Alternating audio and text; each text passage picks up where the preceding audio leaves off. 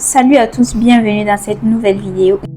Je ne sais pas si vous êtes mentalement prêts, mais cette vidéo, elle va aller dans tous les sens. Je vous assure, je vous promets, parce que d'ailleurs j'ai pris des notes pour ne pas oublier toutes les émotions, toutes les oscillations, tous les zigzags de ce que j'ai ressenti à propos de ça.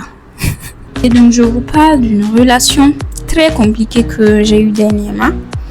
Noti, je pense ce soir ça va, mais ça va pas trop, mais ça va. C'est ma relation avec mes cheveux. Je vous dis, il y a 2 semaines, je ne sais pas si une personne ici comprendra ce que je dis, si une personne ici a déjà vécu ce que j'ai vécu. Mais disons qu'il y a 2 semaines comme ça, j'ai eu une envie, mais très pressante. C'est-à-dire quand vous avez envie de faire quelque chose, mais que ça en devient une obsession, que ça en devient obsessionnel. C'est-à-dire, il y a 5 ans, 6 ans comme ça, il y a un cycle, voilà, c'est le terme exact. C'est-à-dire, j'entretiens mes cheveux, je les laisse pousser un certain moment, mais au bout d'une année, de 2 ans, je fais une coupe, je les coupe comme ça et j'adore ça. Et ensuite après, je reprends encore comme si ce que j'aimais, c'était le processus de les couper et de les faire pousser. Donc du coup, ce qui se passe là maintenant, c'est qu'il y a 2 semaines exactement, j'ai eu envie de couper mes cheveux. Non, mais d'une envie pressante. Je suis même allée chez le coiffeur. Je me suis assise, je réfléchissais, mais j'ai écrit à mes proches, je suis allée me couper les cheveux. Parce qu'il y avait un délestage d'électricité. Est-ce qu'on dit délestage d'électricité? On dit délestage seulement, je ne sais pas. Donc j'étais là-bas chez le coiffeur et je dis, je vais me coiffer. Les uns et les autres ont essayé de me dire, non, ne coupe pas tes cheveux, non, tu les as entretenus et tout. Mais ça allait me chauffer si je les avais coupés. Parce que je me rappelle, mon père, il était rentré, il m'avait pas vu. Il m'a laissé un message, il a dit, Madame, où est-ce que vous êtes? Et j'ai dit chez le coiffeur. Lui, il a pensé que c'était une blague, une vraie blague quoi. Là, je suis rentrée, il était pas en joie. Hein. Il a dit, mais tu coupes pas tes cheveux. Tout de suite, tu disais, tu veux des cheveux longs, tu les as entretenus un moment. Là, ce que tu dois faire, c'est trouver les bons produits qui poussent davantage et tout. Mais moi, ce qui m'énerve de plus, c'est pas l'entretien, ça va. C'est vrai que dernièrement, je n'ai pas beaucoup de temps pour les entretenir en fait. Il n'y a pas ce mois-là où je me dis, il y a 3 heures de la semaine, 3 heures dans le mois, 3 heures dans l'année, je vais dire depuis 2 ans où je me dis, en fait, il n'y a pas un programme où j'essaie de développer un projet, ou bien je travaille pour telle entreprise, ou bien je bosse pour tel devoir. Il n'y a pas ce temps-là que je trouve de libre pour consacrer à mes cheveux. Donc du coup, ce que je fais, c'est rapidos. Je fais des trucs. Ça fait 2 ans que je ne suis pas allée chez un coiffeur ou une coiffeuse pour aller me coiffer. Parce qu'il n'y a pas le temps. Tu vas aller t'asseoir et les gens discutent, ils tournent. Pourtant, tu as calé le rendez-vous, tu as tout fait. Après, ça dépend d'où tu pars aussi. En fait, on n'a pas l'argent pour les super salons. Donc, du coup, ce qui se passe, c'est que vu que je n'ai pas le temps, quand je m'assois, que je veux faire les trucs rapidement, je les casse en fait. Du coup, ça m'énerve de ouf de regarder mes cheveux parce que je regarde mes cheveux, je me trouve très moche. Je les regarde, je comprends pas. Et en plus, à chaque fois que tu laves l'eau, c'est-à-dire ils sont là comme ça, et quand tu mets l'eau ensuite, ils rétrécissent de ouf en fait. Tu sens que ça comment on dit, non bramé. Voilà, ça fait comme ça. C'est ça ça m'a fait penser, ça m'a dégoûté de ouf. Je m'arrêtais, je regardais mes cheveux, tout ce que j'avais envie de faire, c'était de les couper. Juste de les couper en fait. Je voulais couper mes cheveux, mais je me suis dit, il faut que j'apprenne à accepter ces cheveux-là. C'est un long travail. Et mon père, il a une phrase qui répète et qui fait que je continue de vouloir porter mes cheveux comme ça. Et ne pas porter les mèches et tout ça. Je suis pas contre ça. C'est le truc quand tu mets, c'est joli et tout. En plus, moi, je suis trop belle avec ça. En toute humilité. Mais mon père, il aime répéter, porter ses cheveux naturels, c'est une force de caractère. Et moi, je veux refléter cette force de caractère parce que c'est vraiment difficile. Mais si on regarde le revers de la médaille, on va dire, si on regarde l'autre sens de la situation, en effet, c'est pas que je déteste mes cheveux en soi, c'est que j'ai eu beaucoup de stress dernièrement dans ma vie. Et quand je stresse et qu'il y a des situations, il me faut un défouloir sur lequel je vais déverser tout ce stress, je vais déverser toute cette déception, je vais déverser en fait tous les trucs négatifs, toute cette merde là parfois qui comment je vais dire, qui mijote dans ma tête.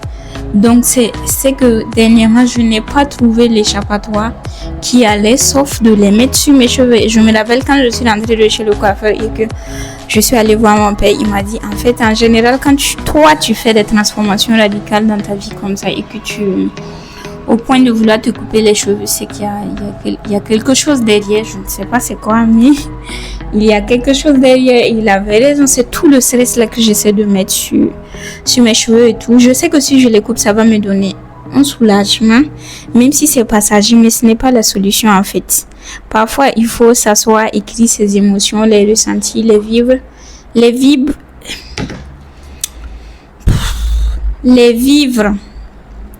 les analyser et trouver la solution adéquate à faire et trouver la manière de les maîtriser, de les dompter et surtout de les dépasser parce que mes cheveux, ils ne m'ont rien fait du tout. Depuis là, tout ce que eux ils font, c'est d'être volumineux et puis de bien pousser. Là, c'est parce que c'est le soir et puis que j'ai mouillé. Donc, ils rétrécissent, ils grandissent, ils me le rendent quoi. Je les aime bien parfois aussi, surtout quand je fais comme ça. Ils me le rendent. Donc, de tout ce stress-là que je dis que j'ai accumulé dernièrement et qui me font vouloir faire des transformations radicales, injustifiées, je sais pas, avoir un défouloir dans ma vie, je me suis remise en question et je me suis posé, je veux pas dire question encore, mais je me suis posé l'interrogation, la situation, j'ai essayé d'analyser la situation et en fait, il y a des choses que je ne comprends pas, qui me frustrent, avec lesquelles je ne suis pas d'accord, qui me mettent hors de moi.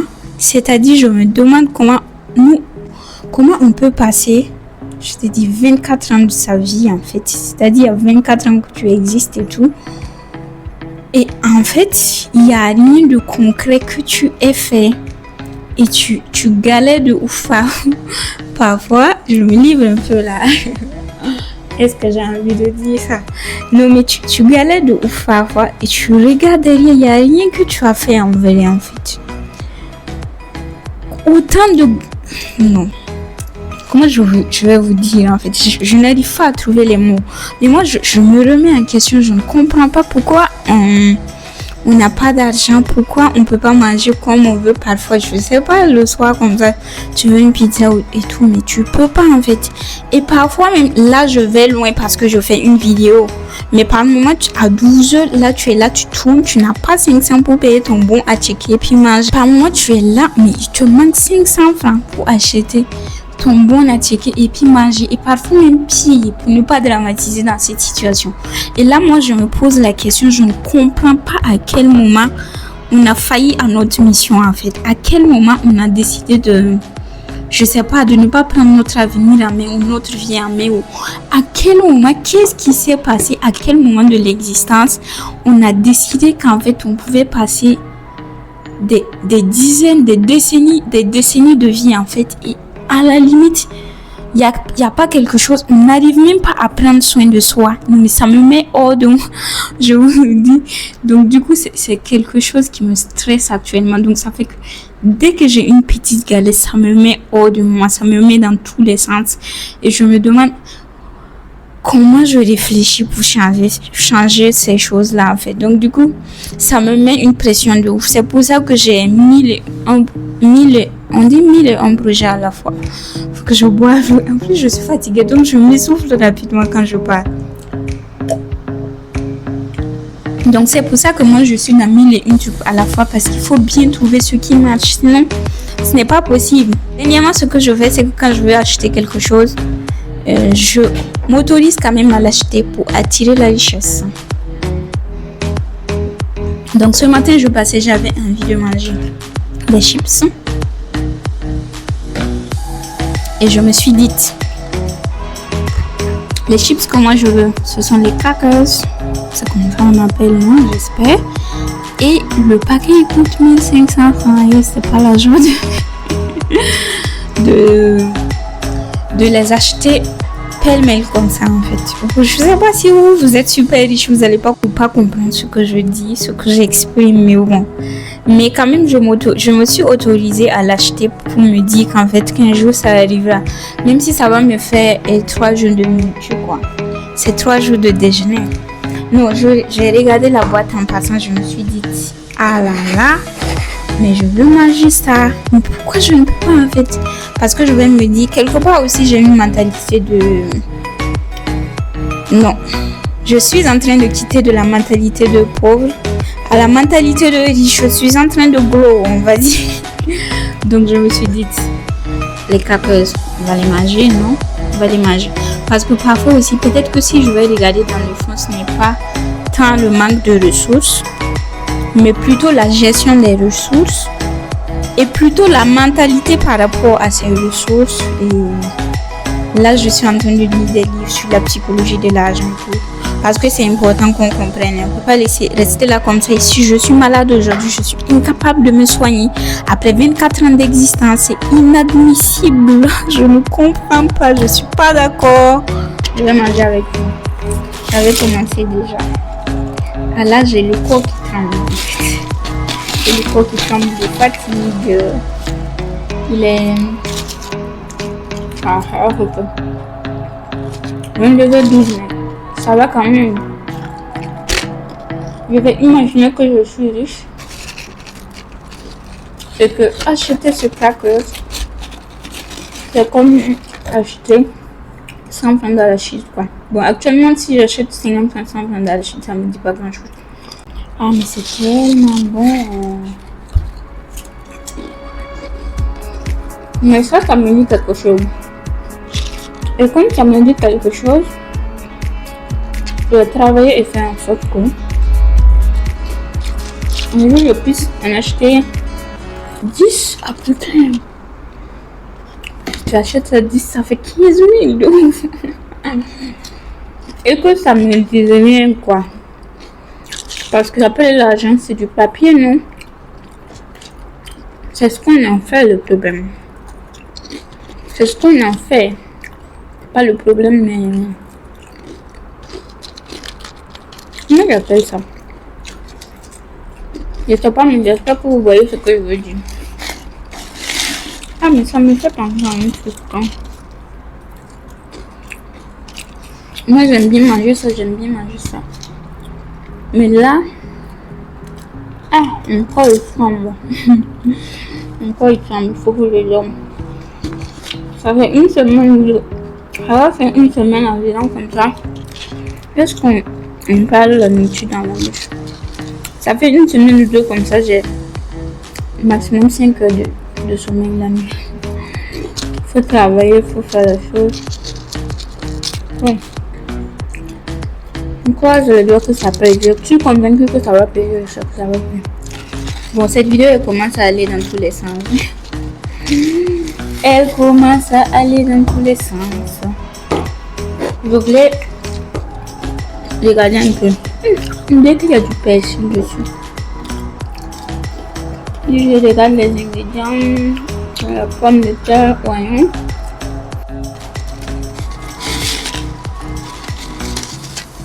Oula, ça va pas tomber.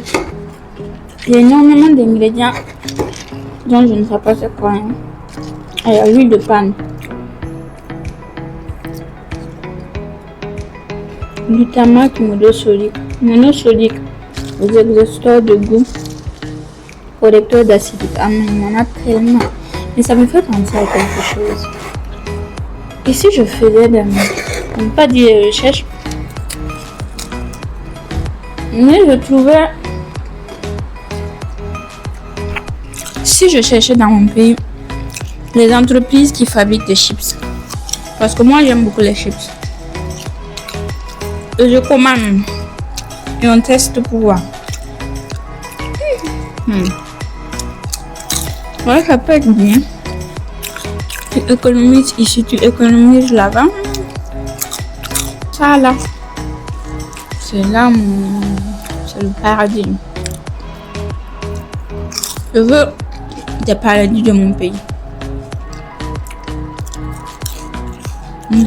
Oh, quel bonheur.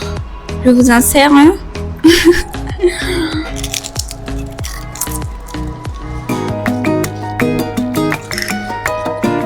Très bon.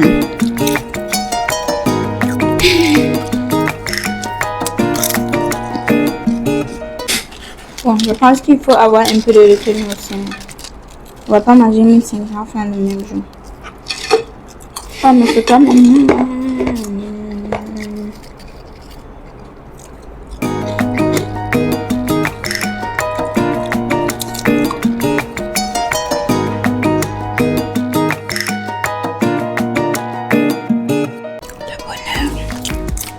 Le bonheur, il existe. En fait, pour acheter la chips, il faut l'argent, non?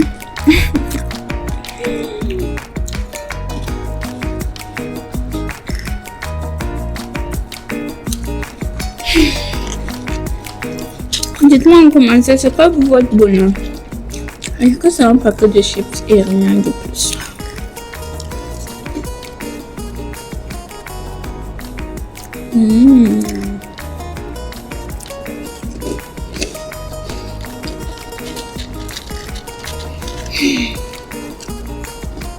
La fatigue est partie, la fatigue. Bon les gars, cette vidéo a duré une éternité. Je ne sais pas trop ce que vous en pensez, mais moi je suis très déterminée à changer ces conditions de vie. Si c'est ton cas aussi, abonne, like. On fera le chemin ensemble. Si ça se trouve, on y arrivera. Si ça se trouve, peut-être pas. Mais bon, on aura quand même essayé. J'espère que vous avez aimé regarder cette vidéo. Moi, je vous dis à la prochaine. Bisous.